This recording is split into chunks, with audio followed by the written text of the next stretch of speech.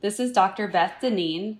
For this episode, we're joined by Doctors Erica Schorr and Adam Gepner, Chair and Vice Chair, respectively, of the American Heart Association Scientific Statement, Harnessing Mobile Health Technology for Secondary Cardiovascular Disease Prevention in Older Adults.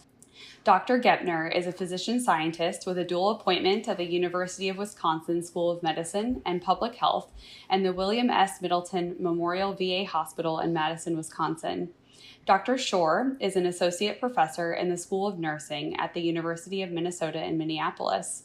It looks like a large percentage, and maybe up to 80% or so of adults over 60 own a cell phone, but there must be some challenges or barriers identified with implementing this mHealth technology.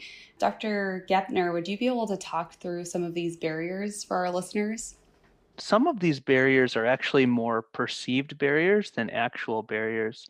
So I really want to stress the fact that sometimes we think about older adults and think that they can't or aren't willing to use the technology that's available. That's actually not always true. There's a lot of older adults who are very tech savvy and can use and want to use this technology to really not just improve their health, but just to give themselves more information about their behaviors and about what they're doing, particularly in terms of activity.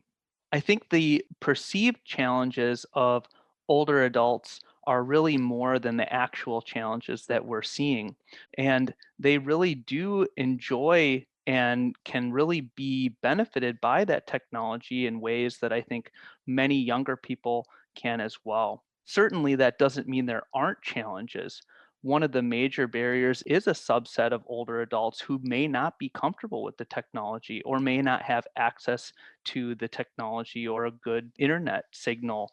So sometimes being in a more rural setting might impact how you're able to use the mobile health technology. There is a subset of individuals that have experienced visual changes or impairments that are common individuals as they age. There may also be some cognitive impairments. And I think this really stresses the importance of involving people as these applications are being developed. So different mobile health applications are being created to make adjustments to font size and other types of modifications that could actually assist those individuals in being successful in really using the application for its intended use.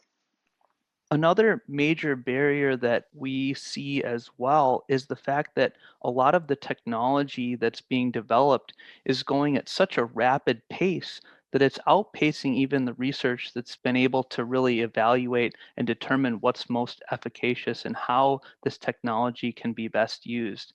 So that's another thing that we really have to think about as we move forward and tech keeps getting developed